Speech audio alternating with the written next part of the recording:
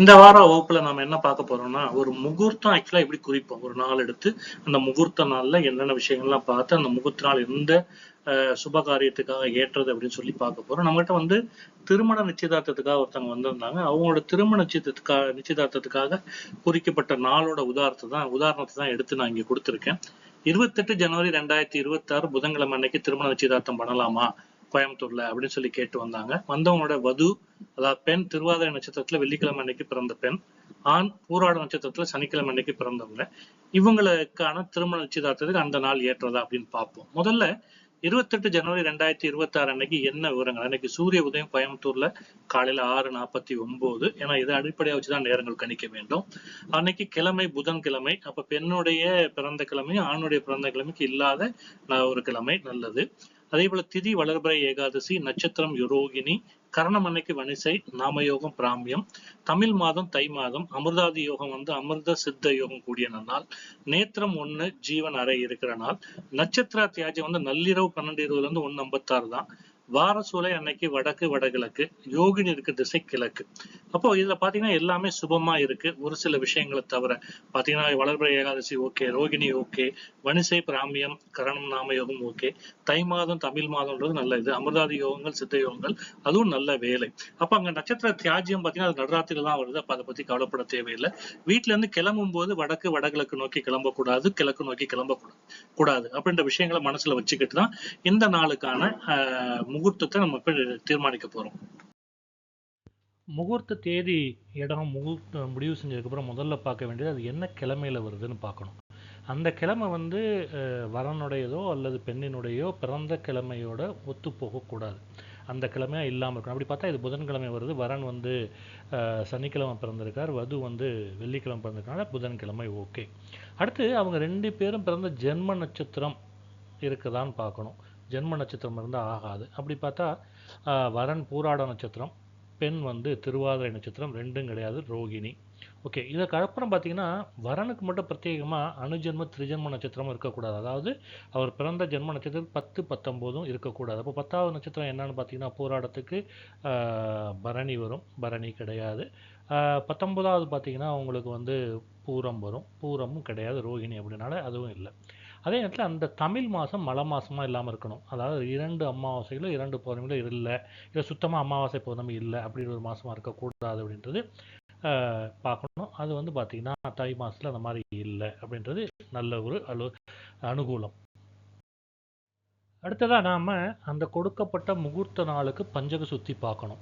பஞ்சக சுத்தி முதல்ல பார்த்துட்டா மற்ற விஷயங்கள் பார்க்கறது முன்னாடி பார்க்கறதுல அது ஒத்து வருதா இல்லையான்ற விஷயம் தெரிஞ்சுக்கலாம். பஞ்சக சுத்தி முதல்ல பார்த்துடுறோம். அப்போது 28 ஜனவரி 2026 புதன்கிழமை வருது. அன்னைக்கு வந்து திதி பார்த்திங்கன்னா உங்களுக்கு ஏகாதசி திதி. அன்னைக்கு நட்சத்திரம் பார்த்திங்கன்னா ரோகிணி. அப்புறம் நான் என்ன லக்னம் ஒன்று எடுத்துக்கோம், மேஷ லக்னம் நம்ம எடுத்திருக்கோம். ஏன்னா 7ஆம் இடம் சுத்தமாக இருக்கணும், முதல் இடத்தை பார்த்து எடுத்து மேஷ லக்னம் எடுத்திருக்கோம். மேஷ லக்னத்திற்கான துருவ எண் 5. ஸோ இப்போ எடுத்து அன்றைக்கி பஞ்சக சுத்தி பார்த்தீங்கன்னா ஞாயிறு முதல் புதன் வரைக்கும் இருக்கிறது 4, பிரதமை முதல் ஏகாதசி வரைக்கும் 11, அஸ்வினி முதல் ரோகிணி வரைக்கும் 4, மேஷம் முதல் மேஷ லக்னம் வரைக்கும் 1, மேஷ லக்னத்துக்கு துருவன் மொத்தம் எல்லாத்தையும் கூட்டிங்கன்னா 25 வரும். இதை 9ஆல் வகுத்தோம்னா கிடைக்கிற மீதி 7. இது ஒரு சுபம். அப்போது இந்த மேஷ லக்னத்திற்கு அதாவது 11, 14 காலையில் அதுலேருந்து மதியம் 13:03 வரைக்கும் உள்ள அந்த மேஷ லக்னம் பஞ்சக சுத்தி இருக்கிறனால அதில் சுப காரியங்கள் செய்யலாம் அப்படின்னு முதல்ல. அப்போ நம்ம எடுத்திருக்க அந்த தினத்துக்கு மேஷ லக்னம் அப்படின்றது சுப காரியங்கள் செய்ய உகந்ததாக இருக்குது பஞ்சக சுத்தி முறையில் அப்படின்றது முதல்ல தீர்மானம் பண்ணிக்கிறோம். அதுக்கு ஏற்ற மாதிரி இருக்குது அப்படின்றத இங்கே உறுதி பண்ணிக்கிறோம். அடுத்ததாக ஸ்தான சுத்தம் பார்க்கணும். ஸ்தான சுத்த விதிப்படி என்னன்னா நிச்சயதார்த்தம் அப்படின்றது கூட ஒரு திருமண சடங்கோட துவக்கம், அது ஒரு திருமண சடங்கோட ஒத்து வருகிற வைபவம் அப்படின்றதுனால திருமணத்துக்கான என்ன ஸ்தான சுத்தம் பார்க்குறோமோ அதே தான் நிச்சயதார்த்தத்துக்கும் பொருந்தும். அப்போ 7ஆம் இடத்துல எந்த கிரகம் இருக்கக்கூடாது, என்ன லக்னம் குறிக்கிறோமோ அதுக்கு 7ஆம் இடத்துல, அதுக்கு 2, 3ஆம் இடத்துல சந்திரன் மட்டும் இருந்தால் ஓகே, இல்லைன்னா எந்த கிரகமும் இல்லாமல் இருக்கணும். 6, 8ஆம் இடத்துல புதன் சுக்கிரன் கண்டிப்பாக இருக்கக்கூடாது. 8ஆம் இடத்துல குருவும் இருக்கக்கூடாது. 3, 6, 11ஆம் இடத்துல வந்து பாவ கிரகங்கள் இருந்தால் நல்லது. இது விதி. அப்போது இந்த மேஷ லக்னத்துக்கு அன்னைய கோச்சாரம் எடுத்திங்கன்னா லக்னத்தில் மாந்தி, 2ஆம் இடத்துல சந்திரன், 3ஆம் இடத்துல குரு, 4ஆம் இடத்துல கிரகங்கள் இல்லை, 5ல் கேது, 6ல் கிரகம் இல்லை, 7ல் கிரகம் இல்லை, 8ல் கிரகம் இல்லை, 9ல் கிரகம் இல்லை, 10ல் சூரியன் செவ்வாய் புதன் சுக்கிரன், 11ல் ராகு, 12ல் சனி. அப்போது இதில் பார்த்தீங்கன்னா 7ஆம் இடத்துல எந்த கிரகம் இருக்கக்கூடாது, இல்லை. 2, 3ஆம் இடத்துல சந்திரனை தவிர வேறு கிரகம் இருக்கக்கூடாது. 2ஆம் இடத்துல வந்து சந்திரன், 3ஆம் இடத்துல குரு இருக்காங்க. இந்த குருவை பற்றி நம்ம வருவோம். 6ஆம் 8ஆம் இடத்துல புதன் சுக்கிரன் இருக்கக்கூடாது. 6ஆம் இடத்துல 6, 8லையும் கிரகங்கள் இல்லை. 8ஆம் இடத்துல குரு இருந்தால் ஆகாது. 8ஆம் இடத்துல கிரகங்கள் இல்லை. 3, 6, 11 இந்த இடத்துல பாவ கிரகங்கள் இருந்தால் நல்லது. 3ஆம் இடத்துல குரு இருக்குது, 6ஆம் இடத்துல கிரகங்கள் இல்லை, 11ஆம் இடத்துல பாவ கிரகமான ராகு தான் இருக்குது. அப்போது இதில் எக்ஸப்ஷன் வந்து 3ஆம் இடத்துல குரு மட்டும்தான். அதான் 3ஆம் இடம் மறைவு ஸ்தானமாக இருந்தாலும் இந்த குருவினுடைய பார்வை வந்து பார்த்திங்கன்னா 7ஆம் இடத்துக்கு கிடைக்குது. அப்போ இதனால் வந்து குரு அங்கே மறைகிறதுனால பெரிய பாதகம் இல்லைன்றனால ஸ்தான சுத்தம் இருக்குன்னு இந்த லக்ன நேரத்தை நாம் எடுத்துக்கிறோம். அதுதான் இந்த இடத்துல கவனிக்கக்கூடிய ஒரு சின்ன மாற்றம். குரு மறையக்கூடாதுன்னு சொன்னாலும் குரு வந்து 7ஆம் இடத்தை பார்க்குறாரு அப்படின்றது நல்ல விஷயம். அதே நேரத்தில் 9ஆம் இடத்தையும் பார்க்குறாரு, பூர்வ புண்ணியஸ்தானம். அப்போ அதுவும் நல்ல விஷயம் அப்படின்றதுனால இதை நாம் இந்த லக்னத்தை எடுத்துக்கிறோம். ஸ்தான சுத்தம் இருக்கிறதா. அடுத்ததான் நம்ம பார்க்க இருக்கிறது விவாக சக்கரம். விவாக சக்கரம் பொதுவாக திருமணத்துக்கு தான் பார்ப்பாங்க. இருந்தாலும் நம்ம நிச்சயதார்த்தம் திருமணம் மாதிரின்னு சொல்லிட்டோம் அப்படின்றப்ப இந்த விவாக சக்கரத்துக்கு பெரிய இம்பார்ட்டன்ஸ் கொடுக்க தேவையில்லை, பஞ்சக சுத்தி இருந்தால் அப்படின்ற ஒரு கருத்து உண்டு. அப்போ இருந்தாலும் நம்ம விவாக சக்கரம் பார்க்குறது எப்படி அப்படின்னு அன்னைய நிலையில் எப்படி இருக்குது அப்படின்றது இந்த இடத்துல பார்த்துப்போம் அப்படின்றதுக்காக விவாக சக்கரம் கொடுத்துருக்கோம். விவாக சக்கரத்தில் என்ன சொல்கிறோம், விவாக சக்கரம் அமைச்சதுக்கப்புறம் நடுவில் அக்னி மூலை என்கிற தென்கிழக்கு, தெற்கு, மேற்கு, வடமேற்கு திக்கில் இருக்க 15 நட்சத்திரங்களை விவாக சக்கரத்தில் இருந்து எடுத்துக்கக்கூடாது அப்படின்னு சொல்கிறோம். இப்போது 28 ஜனவரி 2026 அன்னைக்கு சூரியன் எந்த நட்சத்திரத்தில் நிற்குதுன்னா திருவோணத்தில் நிற்குது. அது சென்டரில் போட்டிருக்கோம், சிகப்பில் மார்க் பண்ணியிருக்கேன். அதுக்கு முன்பின் நட்சத்திரத்தோடு நடுப்புற கொடுத்துருக்கோம். அதில் வந்து வலது பக்கத்துலேருந்து 3 நட்சத்திரமாக பிரிச்சுட்டு வந்தோம்னா உங்களுக்கு அந்த விவாக சக்கரம் அமைஞ்சிடும். அப்போ இந்த விவாக சக்கரத்தில் ரோஹிணி பார்த்தீங்கன்னா தெற்கில் இருக்குது. அப்போது அந்த க்ரீன் கலரில் மார்க் பண்ணியிருக்கு பார்த்தீங்கன்னா உங்களுக்கு படத்தில் தெரியும். அந்த இது தெற்கில் இருக்குது. அப்போ தெற்கில் இருந்தால் விவாகத்தில் தெற்கில் இருக்கக்கூடிய நட்சத்திரங்கள் ஆகாது இல்லையா அப்படின்னா ஆமாம், ஆகாது. ஆனால் திருமணத்துக்கு விவாக சத்திரம் கொடுக்கப்படுகிற முக்கியத்துவம் நிச்சயதார்த்தத்துக்கு தேவையில்லை அப்படின்னால இங்கே பெருசாக நம்ம அதை கண்டுக்கலை. ஏன்னா பஞ்சக சுத்தி இருக்குது அப்படின்ற பொழுது, இதே பஞ்சக சுத்தி இல்லாமல் இருந்தால் விவாக சத்திரமும் கண்டிப்பாக பார்க்கணும், பஞ்சக சுத்தி இல்லாதப்போ அந்த முகூர்த்தத்தை எடுக்கவும் கூடாது அப்படின்ற கணக்குக்கு போயிருப்போம். இங்கே பஞ்சக சுத்தி மிக முக்கியமாக அமைகிறதுனால இந்த விவாக சக்கரம் விவாகம் அளவுக்கு முக்கியத்துவம் கொடுக்க தேவைப்படலை அப்படின்றதுனால இங்கே நாம் அதை கணக்கில் எடுத்துக்கலை அப்படின்றத இங்கே குறிச்சிக்கணும். முகூர்த்த லக்னம் மேஷ லக்னம் அப்படின்ற பொழுது இதை நவாம்சத்துக்கு பண்ணோம்னா நவாம்ச லக்னம் என்ன வரும்னு பார்க்கணும். அது பார்த்தா மிதுன லக்னம். இந்த மிதுன லக்னத்துக்கு 2ஆம் இடம் 7ஆம் இடம் கிரகங்கள் இல்லை, 11ஆம் இடத்துல சந்திரன் இருக்குது. இது பாதி சுபர் பாதி அசுபர் அப்படின்ற கணக்கில் இந்த 11ஆம் இடத்து சந்திரன் பெரிதாக கவலை கொள்ள தேவையில்லை. அது இல்லாமல் லக்னத்தில் பார்த்தீங்கன்னா புதன் சுக்கிரன், இதில் புதன் ஆட்சி பெற்று அமர்ந்திருக்கு. நவாம்சத்து 5ஆம் பாவக அதிபதியான சுக்கிரன் வந்து லக்னத்தில் தான் இருக்குது, நவாம்ச லக்னத்தில். அதுவும் சிறப்பான நிலையில் இருக்குது. இதனால் நவாம்ச லக்னம் நல்ல நிலைமையில தான் இருக்குதுன்னு எடுத்துக்கணும். அடுத்தது பார்த்தீங்கன்னா சுப முகூர்த்த லக்னம் ராசி பார்த்தீங்கன்னா என்ன, மேஷ லக்னம். மேஷ லக்னத்துக்கு 8ஆம் இடத்துல சந்திரன் இல்லாமல் இருக்கணும். பார்த்தீங்கன்னா அது 2ஆம் இடத்துல தான் இருக்குது, சிறப்பான ஒரு அமைப்பு. வரன் மற்றும் வதுவோட ஜென்ம நட்சத்திரத்துக்கு 8ஆம் இடத்துல சந்திரன் இருக்கக்கூடாது. அதாவது அன்னைய தினம் சந்திரன் வந்து பார்த்தீங்கன்னா வரனோட ஜென்ம நட்சத்திரத்துலேருந்து 6ஆம் இடத்துலையும் வதுவோட ஜென்ம நட்சத்திரத்துக்கு 12ஆம் இடத்துல தான் இருக்குது. அப்போது அது சந்திராசிரமம் தரக்கூடிய நிலையில் இல்லை. ஸோ அதுவும் சிறப்பான ஒரு நிலையாகும். இதை கண்டிப்பாக நாம் முகூர்த்த தினம் குறிக்கும் போது முகூர்த்த தினத்தன்னைக்கு அவங்களுக்கு சந்திராசிரமம் இருக்கா இல்லையா, 2 பேரோட இதுக்கு இருக்கா இல்லையான்னு கண்டிப்பாக பார்த்து ஒருவேளை சந்திராசிரமம் தான் அன்றைய தினத்தை வந்து நம்ம விளக்க வேண்டியது அவசியமாகும். பிரதான முகூர்த்த கணிதத்துக்கான முக்கிய காரணிகள் எல்லாம் நம்ம இப்போ பார்த்துட்டோம். அடுத்து உபகாரணிகள், துணை காரணிகள், இதுவும் முக்கியமான ஒன்று தான். அதை நம்ம பார்க்குறது எப்படி பார்க்குறோம், அன்றைய தினம் வந்து அவமாகும், அதாவது அவமா நாளா அப்படின்னு பார்க்குறோம். அன்னைக்கு நாள் அவமா நாள் இல்லை. அன்னைய தினைக்கு ஆகுலமான்னு பார்க்குறோம், அதுவும் இல்லை. அன்னைய தினம் வந்து அகிமஸ்தகம் வேலையா அப்படின்னு பார்க்குறோம், அதுவும் இல்லை.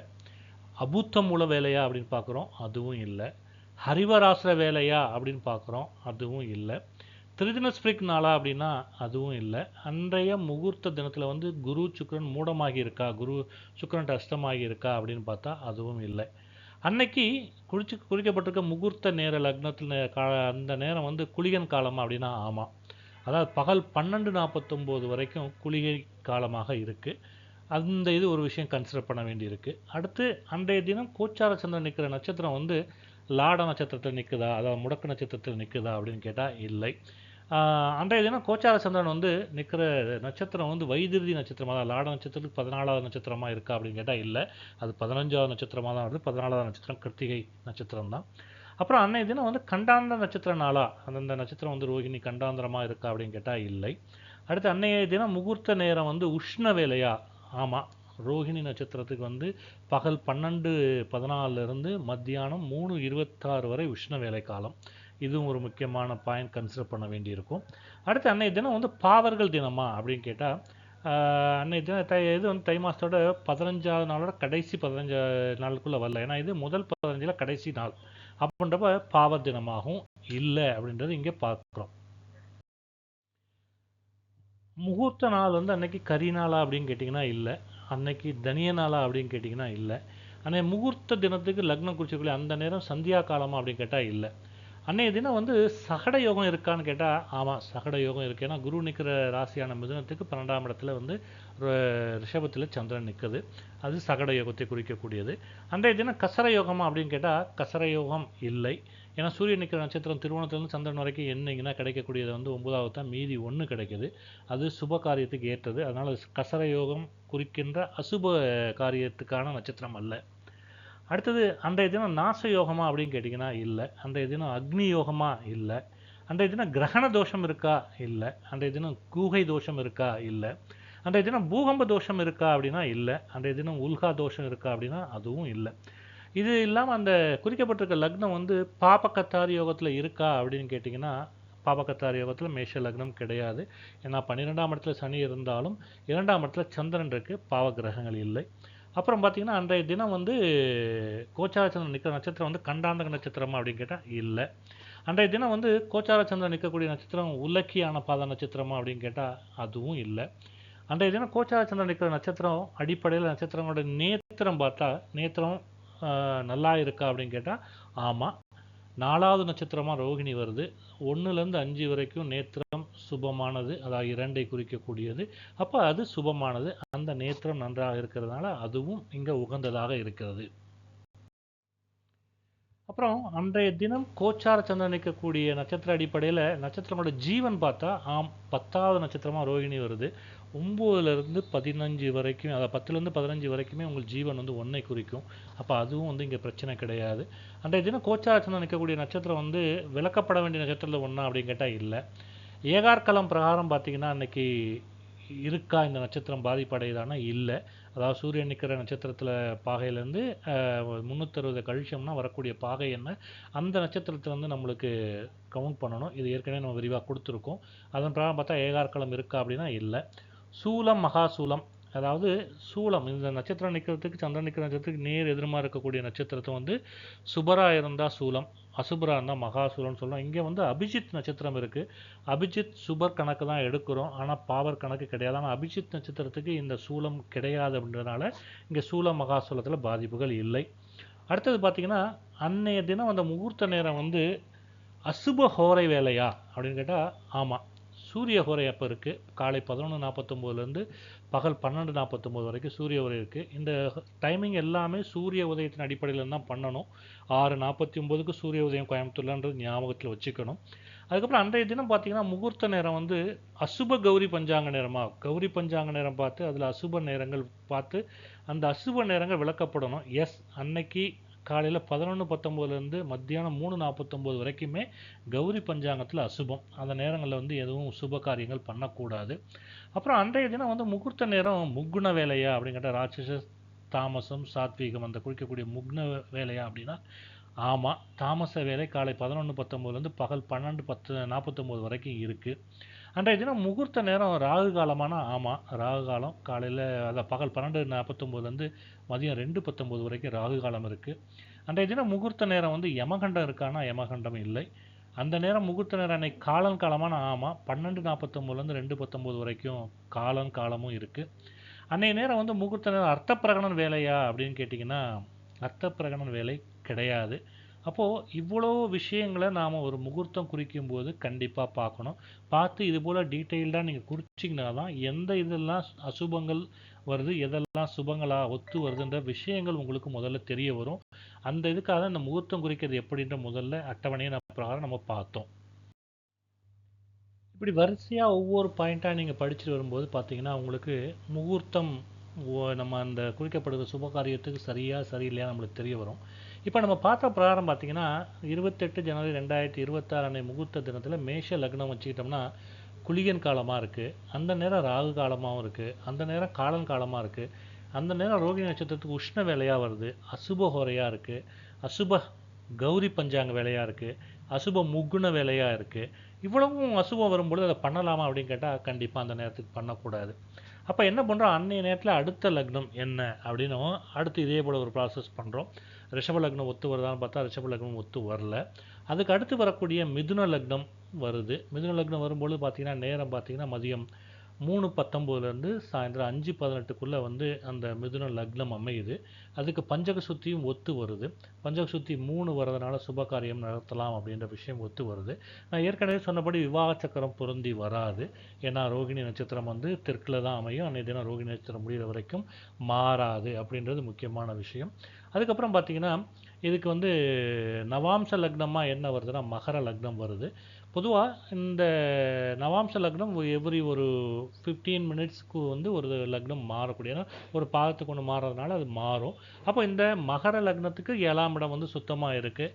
2ஆம் இடத்துல ராகு இருந்தாலும் 7ஆம் இடமும் 11ஆம் இடமும் சுத்தமாக இருக்கிற அந்த லக்னம் நவாம்ச லக்னம் ஓகே அப்படின்னு எடுத்துக்கிறோம் நாம். ஏன்னா அன்றைய தினத்தில் மற்ற விஷயங்கள் எல்லாமே நல்லா இருக்கிறதுனால.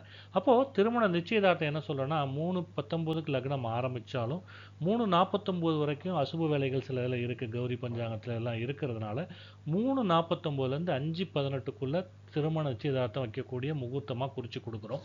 அதுலேயும் குறிப்பாக 3:51லேருந்து 4:05க்குள்ளே இந்த லக்ன பத்திரிகை, திருமண நிச்சயதார்த்தத்துக்கு லக்ன பத்திரிகை படிப்பாங்க. அந்த லக்ன பத்திரிகை படிக்க ஆரம்பிச்சிடணும். இந்த டைம்குள்ளே படிக்க ஆரம்பிச்சிடணும், முடிக்கிறது கணக்கல்ல அப்படின்னு சொல்லி நாம் லக்ன பரிந்துரை பண்ணுறோம். இப்படித்தான் ஒரு சுப காரியங்களுக்கு முகூர்த்தம் குறிக்கணும். இது பார்த்துருப்பீங்க, என்னென்ன விஷயங்கள் எப்படி பார்க்கணும், எதனுடைய அடிப்படையில் பார்க்கணும் எல்லாமே பார்த்துருப்பீங்க. அதுக்காக தான் இது செய்முறை விளக்கமாக இந்த ஒரு முகூர்த்தம் குறிக்கிற இந்த வகுப்பில் நான் குறிப்பிட்டு காமிச்சிருக்கேன். இதை நீங்கள் எல்லா இதுக்கும் ஃபாலோ பண்ணணும். ஃபாலோ பண்ணால் தான் இந்த முகூர்த்த லக்னம் சில அசுப நிகழ்வுகளை கூட நல்ல விதமாக மாற்றி கொடுக்கும். அந்த லக்னம் அவ்வளோ பவர்ஃபுல்லானது. அதனால தான் அந்த லக்ன வேலையை குறிக்கிறது கரெக்டாக பண்ணணும் அப்படின்னு சொல்லி சொல்கிறோம். அதுக்கு அவ்வளோ முக்கியத்துவமும் கொடுக்குறோம். இதை ஞாபகத்தில் வச்சுக்கிட்டு இதை ஜோதிடம் பயில்கிற எல்லாரும் இதை ப்ராக்டிஸ் பண்ணும்போது இது போல் நீங்கள் ஒரு ரெடி ரெக்கனர், அதாவது ரெடி டேபிள் மாதிரி ஒன்று வச்சு இதை நீங்கள் பண்ண ஆரம்பிச்சிங்கன்னா நீங்கள் குறித்து கொடுக்குற முகூர்த்த லக்னம் உங்கள்கிட்ட முகூர்த்த லக்னம் குறிச்சிக்க வரவங்க வாழ்க்கையில் சிறப்பான பலன்களை தருன்றதில் எந்தவித மாற்று கருத்துமே இல்லை அப்படின்னு ஞாபகத்தில் வச்சுக்கோங்க. இப்போ இந்த வார வகுப்பு இந்த முகூர்த்தம் குறிக்கிறதோடு முடிஞ்சுது. அப்போ முகூர்த்தம் தான் குறிச்சிட்டோம் சார், இனிமேல் என்ன அடுத்து நம்ம பார்க்க போகிறோம் அப்படின்னா, இதில் நான் ஏற்கனவே போன வகுப்பு முதல் வகுப்பு சொல்லியிருந்தேன்னு நினைக்கிறேன். சகுனங்கள் நிமித்தங்கள் ஒரு முக்கியமான விஷயம். அது ஒரு பெரிய சப்ஜெக்ட்டு. அந்த சப்ஜெக்ட் தனி ஒரு வகுப்பாக நம்ம பார்க்கலான்னு சொல்லிட்டு அடுத்த வார வகுப்பில் நம்ம இந்த சகுன நிமித்தங்களை வந்து கூடுமான வரைக்கும் ஒரு வகுப்பில் கவர் பண்ண பார்ப்போம். அது எது எது எந்தெந்த வேலைகளுக்கு குறிகாட்டுது அப்படின்றதையும் நாம் அதில் தெரிஞ்சுப்போம். அதுவும் கண்டிப்பாக பார்க்கப்பட வேண்டிய ஒரு விஷயம் என்பதனால அதை இந்த முகூர்த்தத்தோட இணைச்சி பார்த்தா சிறப்பாக இருக்கும்னு நினைக்கிறேன். வர வாரம் நாம் சந்திப்போம். நன்றி, வணக்கம்.